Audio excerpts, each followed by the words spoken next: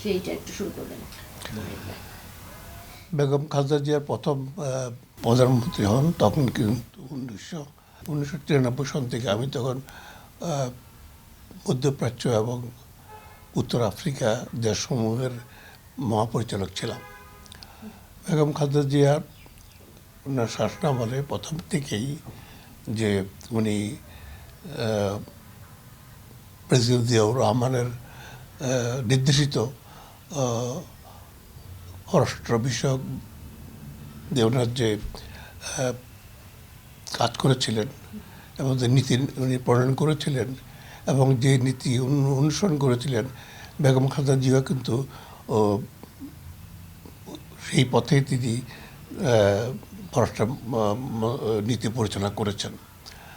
বিশেষ করে আমি বলতে চাই যে আমি যখন মধ্যপ্রাচ্য এবং নর্থ আফ্রিকাতে ডিজি ছিলাম তখন এটা ছিল বাংলাদেশের অন্যতম প্রধান প্রায়োরিটি এরিয়া। কারণ মধ্যপ্রাচ্যের থেকে আমাদের তেল এবং গ্যাস সংগ্রহ করা হতো। আমাদের কয়েক লক্ষ বাঙালি অধিবাসী মধ্যপ্রাচ্যে কর্মরত ছিলেন এবং তখনকার সময় আমাদের রেমিটেন্সটা খুব বেশি প্রয়োজন ছিল। এখনও প্রয়োজন আছে, কিন্তু তখনও খুব প্রয়োজন ছিল এবং মার্কেটটা আমাদের প্রয়োজন ছিল, কারণ দেশে তখনও এত শিল্প এত প্রসার লাভ করেনি। তো মানুষের যে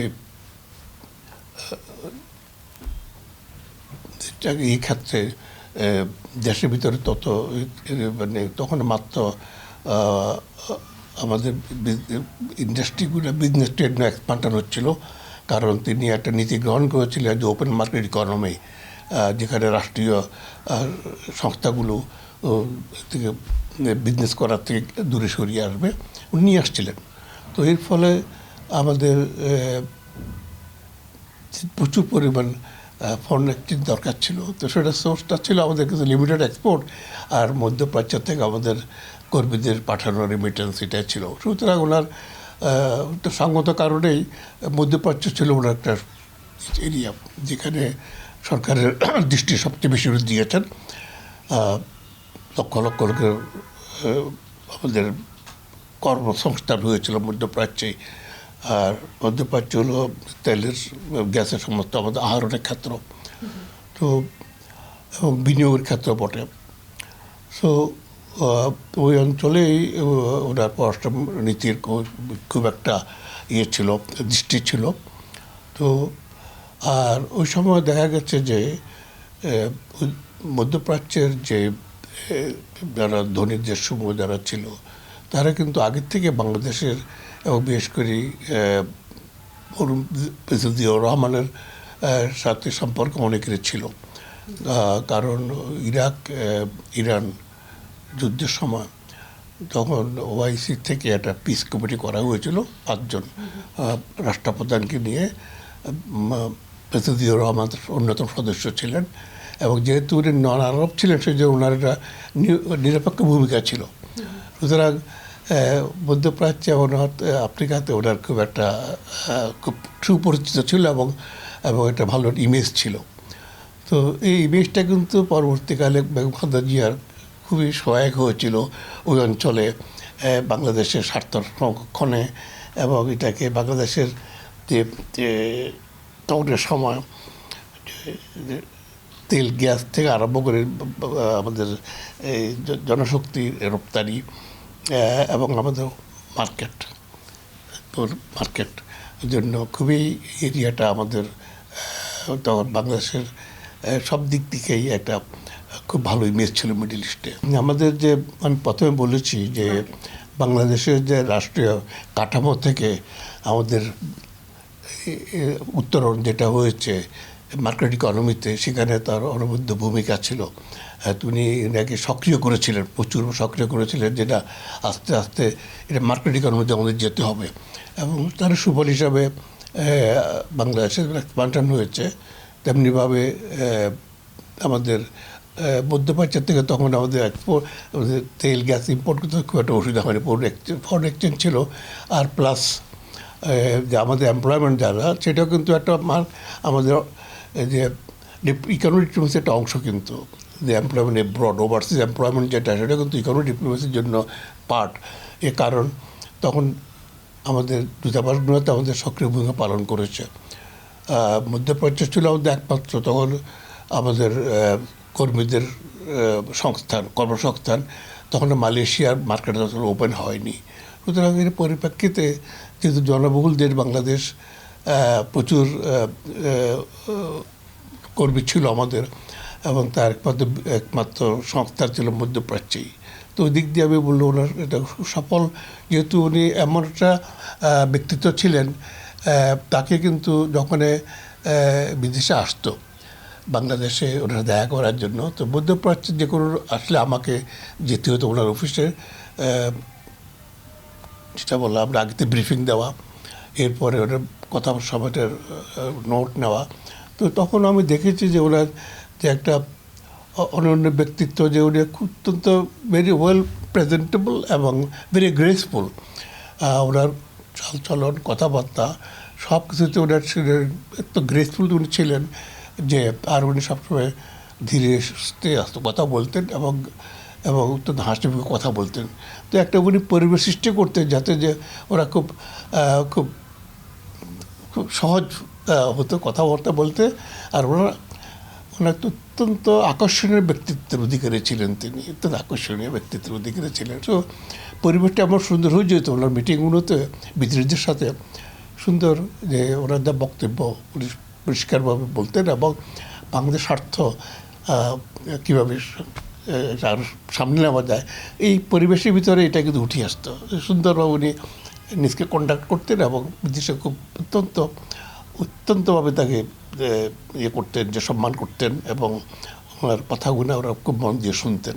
বিকজ পরিবেশটা এমন যে সব মিলিয়ে সুন্দর একটা পরিবেশ তৈরি করতেন। যেমন তিনি গ্রেসফুল, তারপরে কথাবার্তা ম্যানারে অত্যন্ত গ্রেসফুল ছিলেন, উনি খুব আকর্ষণীয় ব্যক্তিত্বের অধিকারী তিনি ছিলেন। এটা একটা অত্যন্ত সম্মানের ব্যাপার আমার জন্য যে আমি প্রায় 2.5 বছরের মতো মধ্যপ্রাচ্য এবং উত্তর আফ্রিকার মহাপরিচালক ছিলাম। তো উনি আমার কাজকর্ম উনি দেখেছেন, বিভিন্ন সময় আমাকে যেতে হতো। আমার রাষ্ট্রদূত হবার প্রসেসটা যখন আরম্ভ হয় তখন ওনার হাত দিয়ে কিন্তু আমার রাষ্ট্রদূত আমি হয়েছি, সে 1995 সনে আমি রাষ্ট্রদূত হয়েছি। তখন নিয়ম মাফিক এটা পররাষ্ট্র মন্ত্রণালয় থেকে পরামর্শ অফিসে যায়, উনি ফাইনালি দেখেন যে উপযুক্ত কিনা সব দিক থেকে। যেহেতু উনি আমার কাজ দেখেছেন, কাছের থেকে দেখেছেন, বিভিন্ন অকেশন আমি ওনার সাথে কাজ করেছি, ওইসব ওনার দপ্তর যেতে হয়েছে বিদেশে, দেশে বিদেশে। তো আমার অনুমতি উনি পারমিশন দিয়েছেন, পরে পররাষ্ট্র প্রেসিডেন্ট সাহেব এটা অ্যাপ্রুভ করেছেন। তো আমি আমার লিবিয়া আমার পোস্টিং হয়েছিল, এবং তার সাথে ছিল তিউনিস, মাল্টা এবং ফিলিস্তিন, এই 4 দেশের জন্য। তো আমি দেখা করতে গেলাম যাওয়ার আগে, তখন উনি আমাকে অত্যন্ত হাসি মুখে খুব আমাকে করলেন, কথাবার্তা বললেন, এবং অত্যন্ত খুব ভেরি প্লিজড যে আমি যাচ্ছি রাষ্ট্রদূত হিসাবে আর কি। সে তো আমাকে অনেকগুলো ইনস্ট্রাকশন দিলেন। সেটা হলো 1 নম্বর ছিল যে মুসলিম বিশ্বের সাথে আমাদের সম্পর্ক যেটা চলে আসছে, যেটা আমার থ্রাস্ট এরিয়া, এটা ভালো করে যেন আমি নজর দিই।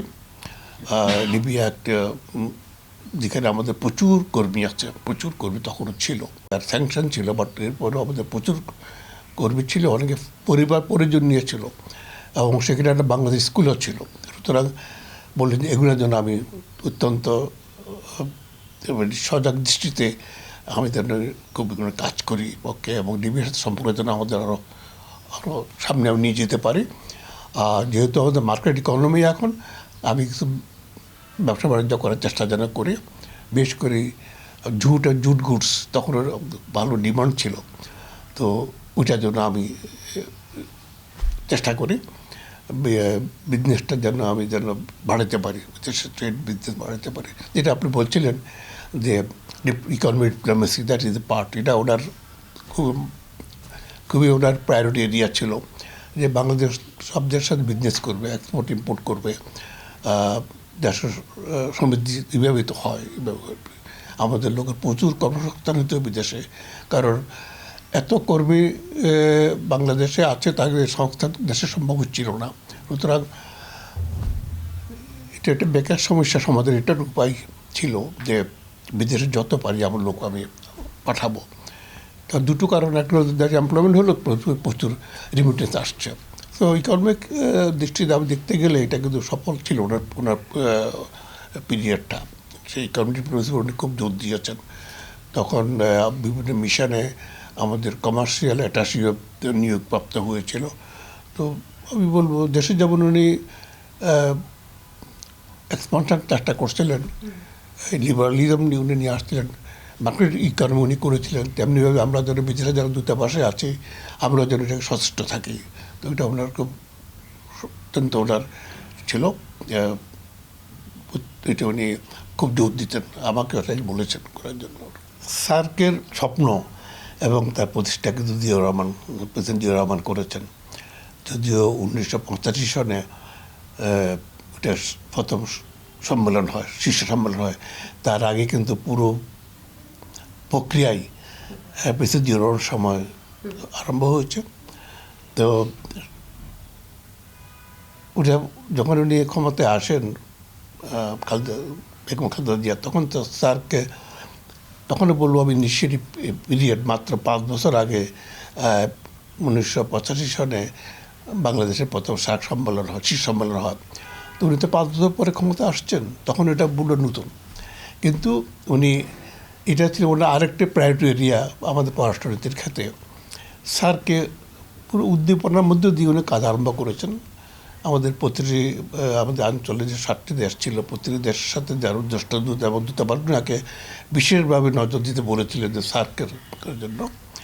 তো আমি বলবো এটা খুবই সফল ছিল ওনার পিরিয়ডটা, কারণ ওনার সময় কিন্তু সার্কের শীর্ষ সম্মেলন ঢাকাতে হয়েছিল। আমি তখন এটা আমি ছিলাম প্রোটোকল থেকে, আমিও তখন ছিলাম, এটার ভিতরে যুক্ত ছিলাম। সেই ব্যাপক একটা প্রস্তুতি ছিল। তো সেটা সুন্দরভাবে এটা বাংলাদেশে এটা হয়েছে এবং উনি এটা ফলো আপ করেছেন। আমাদের যে রাষ্ট্রগুলো, প্রতিটি রাষ্ট্রের সাথে 7টি দেশ তখন ছিল সার্কে, এটা অত্যন্ত আমাদের পররাষ্ট্র মন্ত্রণালয় খুব সক্রিয় ছিল, কারণ নির্দেশনা ছিল যে সার্ক যেন আমরা সামনে নিয়ে যাই। তার সময় এটা সামনে নিয়ে গেছে বলে আজকে দেখুন উনি 17-18 বছর ক্ষমতার বাইরে ছিলেন এবং উনি তো নানা রকমের মানে জেল জুলুম, তারপরে বন্দি দশা, উনি জেলেও ছিলেন। এত কিছুর পরেও কিন্তু দেখেন যিনি চলে গেলেন, তার আপনার জানাজা যেদিন হলো সেদিন সার্কের প্রতিটি রাষ্ট্র থেকেই অত্যন্ত উঁচু পর্যায়ে প্রতিনিধি আসছেন শোক জানাবার জন্য। বাংলাদেশের নেতাকে যারা কত সম্মান উপর স্থান দিতে সবাই আসছে, পাকিস্তানের স্পিকার আসছে, অন্যান্য রাষ্ট্রের পররাষ্ট্রমন্ত্রীরা আসছেন। সুতরাং যে ওনার যে অবদান সার্কের জন্য, তার একটা স্বীকৃতি হলো। আর তার এই ঢাকাতে প্রতিটি দেশের উচ্চ পর্যায়ে রাজনীতি নেতৃত্ব যারা আসছেন, এটাকে প্রমাণ করে যে উনি কত সার্কের জন্য তার অবদান কতটুকু এবং কতটুকু সামনে এগোচ্ছেন। এবং সবার কাছে তিনি ছিলেন অত্যন্ত একটা আমি বলবো পপুলার ফিগার এই অঞ্চলে। তার আমি দেখলাম তার স্বীকৃতি, তার 17-18 বছর ক্ষমতা বাইরে থাকার পরেও সবাই তার জন্য তার সুখের দিনে পরিবার বাংলাদেশের সাথে সবাই দাঁড়িয়েছিল। কিন্তু সেটা কিন্তু আমি বলবো যে এটা অনন্য প্রাপ্তি বাংলাদেশের জন্য এবং বেগম খালেদা জিয়া এবং তার পরিবারের জন্য। আমি এটা বলবো ব্যক্তিগতভাবে আর কি, সে অনেক দূরে নিয়ে গেছেন স্যার কোনার সময়। আমার চোখে বলবো যে আপনার বাংলাদেশ থেকে যে ভারতের সাথে যে সম্পর্ক, ওইটা দেখেন একটা ঐতিহাসিক সম্পর্ক। বিভিন্ন পর্যায়ে তখন পর্যন্ত এটা ছিল উত্থান পতন তখনও হয়েছে। ভারতের সাথে যারা আমাদের নানা রকম সম্পর্ক আছে, তার মধ্যে প্রধান সম্পর্ক ছিল যে কয়েকটা ইস্যু, পানি বন্টন, তারপরে ছিল ফারাক্কার গঙ্গা চুক্তি যেটা আমরা বলি, পানি বন্টনের সমস্যা দীর্ঘদিন সমস্যা ছিল। সেটা প্রেসিডেন্ট রহমানের সময় একটা কয়েক বছরের জন্য টেম্পোরারি একটা সমঝোতা চুক্তি হয়েছিল। তো এটাকে বাংলাদেশ চেষ্টা করেছিল এটাকে আরও সমাধা করার জন্য, কিন্তু ভারত থেকে খুব একটা আগ্রহ খুব একটা বাংলাদেশ পায়নি। যৌথ নদী কমিশন মিটিং হয়েছে, কিন্তু শেষ পর্যন্ত কোনো চুক্তির জন্য ভারত খুব একটা আগ্রহ প্রকাশ করেনি। আরেকটা সমস্যা ছিল 1974 সালে যে ইন্দিরা মুজিব যে সীমান্ত চুক্তি তার বাস্তবায়ন। তো ভারত এই ব্যাপারে খুব বেশি একটা উৎসাহ ছিল না, খুব একটা মানে এটাকে নানা রকম এর মধ্যে দিয়ে যাচ্ছিল। ভারতের কোর্টে কেস হচ্ছিল এসবগুলোর জন্য, বা সে যাই হোক একটা আগায়নি কেসটা। তারপরে বর্ডার ক্লিন ঠিকই চলেছিল, তখনও বাংলাদেশ প্রতিবাদ বারবার করেছে। তো বাংলাদেশ থেকে একটা চেষ্টা করা ছিল যে এইভাবে ভারতের সাথে সম্পর্কটা আরও উন্নয়ন করা যায় কিনা, কিন্তু সেখানে খুব একটা বেশি মানে রাজনৈতিক ক্ষেত্রে বলবো খুব একটা আগাতে পারেনি প্রথম টার্মে। কিন্তু যেহেতু বাংলাদেশের ইকোনমিকে লিবারাল পর্যায়ে নিয়ে আসলেন, তখন কিন্তু বিজনেস বাংলাদেশের ইন্ডিয়া বাংলাদেশ ট্রেড বিজনেসটা কিন্তু একটা নতুন একটা নিয়ে পেয়েছিল। আমি বলবো যে এটা একটু খুব সহায়ক ছিল, এবং তখন দুই দেশের ভিতরে ব্যবসা বাণিজ্য যথেষ্ট হয়েছে। ওটাকে ওই দিক থেকে কিন্তু বাংলাদেশের সাথে ভারতের সম্পর্ক খুবই খুবই চমৎকার সম্পর্ক ছিল, ট্রেড বিজনেস ইন্ডাস্ট্রি ব্যাপারে ছিল এসব। তো ওভারঅল যেটা ছিল, তখন কিন্তু কিছু ছিল, কমপ্লেনও ছিল ভারত দিক থেকে। তারা বলতো বাংলাদেশের টেরিটরি থেকে বাংলাদেশের ভারতের উত্তর পূর্ব অঞ্চলে যারা অটোনমি চায়, বাংলাদেশ তাদেরকে তাদের সহায়তা করছে, এটুকু না কমপ্লেন ছিল। আর বাংলাদেশ তাহলে কমপ্লেন ছিল যে আমাদের পার্বত্য চট্টগ্রামের শান্তি বাহিনী তাকে এই গোষ্ঠীকে ভারত মদত দিচ্ছে। তো এই দুদিকে এটা পয়েন্টটা ছিল আর কি সেই। তবে ওভারঅল বলবো যে পুরো স্বাভাবিকই ছিল, রিলেশনশিপ ছিল, খুব একটা অধপতন তো কোনো হয় না আজকের মতো। তো ওইটা ওই পর্যায়ে ছিল। তবে হ্যাঁ, চেষ্টা চলছিল যে এটাকে আরও উপরে নেওয়া যায় কি না, তো আরও উপস্থাপন নেওয়া যায় কি না। আর বাংলাদেশের দীর্ঘদিনের যে সমস্যাগুলো ছিল, যেটা যেমন গঙ্গার পানি বন্টন, এটা আমাদের তো লাইফ ব্লাড, আমাদের ওইটার সমাধান খুব একটা বেশি যেতে পারেনি আর কি সেই। তেমনিভাবে সীমান্ত চুক্তি বেশি খুব কাজও হয়েছে বটে, দুই বলে কাজও হয়েছে, কিন্তু চুক্তি পর্যন্ত তখন আসা সম্ভব হয়নি। হ্যাঁ, তো না, তখন তো রিলেশনটা ছিল, ভারতের রেসপেক্টফুল রিলেশনটা ছিল, সম্মানজনক ছিল, সম্পর্ক ছিল। সে ওটা বাংলাদেশের পয়েন্ট অফ ভিউকে তারা ভালো করে বুঝতে দিয়ে আমরা ওদেরটা সেটা দেখেন। চীনের সাথে সম্পর্ক যদি বলতে চান, দ্বিপাক্ষিক সম্পর্ক কিন্তু তার সূচনা করেছেন প্রেসিডেন্ট জিয়াউর রহমান। উনি সূচনা করেছেন, উনি চীন সফর করেছেন, এবং আমি বলবো যে বাংলাদেশের সার্বভৌমত্ব যাকে বলে আমরা, যেটাকে মজবুত শক্তিশালী করা, জিয়াউর রহমান সময়টা হয়েছে। সফরেন ইকুয়ালিটি যেটা জিয়াউর রহমান সাহেবের সময় আরম্ভ হয়। তো আগের আগ পর্যন্ত আমাদের সাপোজ নির্ভরশীল ভারত নির্ভরশীল ছিল, কিন্তু জিয়াউর রহমান সাহেব এটাকে নতুন একটা দিগন্ত ওপেন করলে সে চায়নার সম্পর্ক, এবং চায়না তো এমার্জিং পাওয়ার সম্পর্ক। এবং এটা আমি বলবো যে এটা প্রেসিডেন্ট জিয়াউর রহমানের অন্যতম প্রধান সফলতা হলো চীনের সাথে সম্পর্ক বাংলাদেশে করে দেওয়া।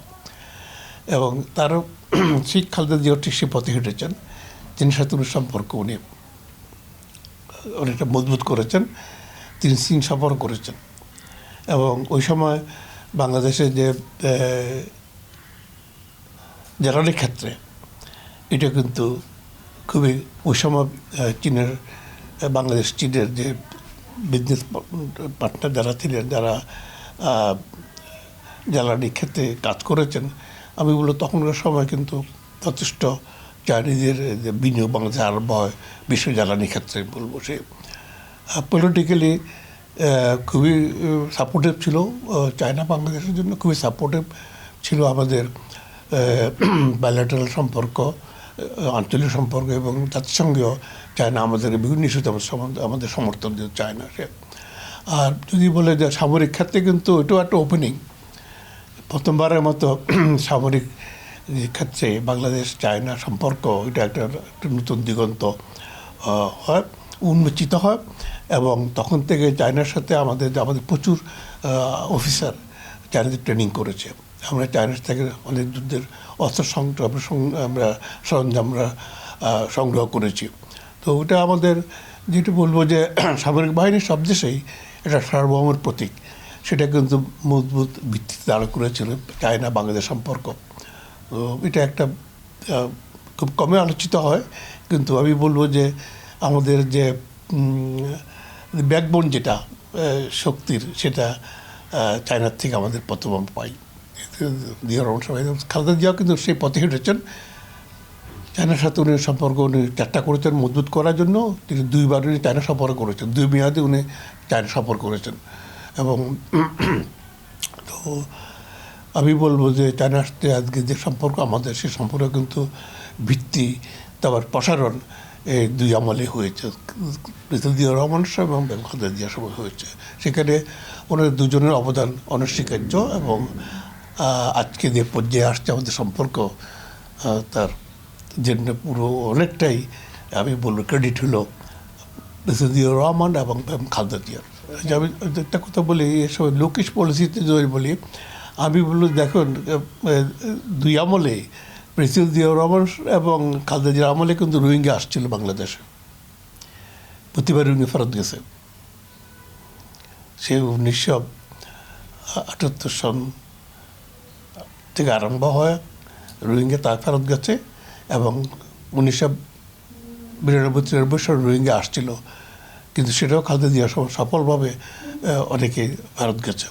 তো লোকেশ পলিসি এটা একটা অন্যতম যে বলবো যে এলিমেন্ট, যেটা সময় এটা একটা মানে ছিল যে জাপান কথা বলছেন, অস্ট্রেলিয়ার কথা বলছেন, হ্যাঁ ওইদিকে ওর নজর ছিল।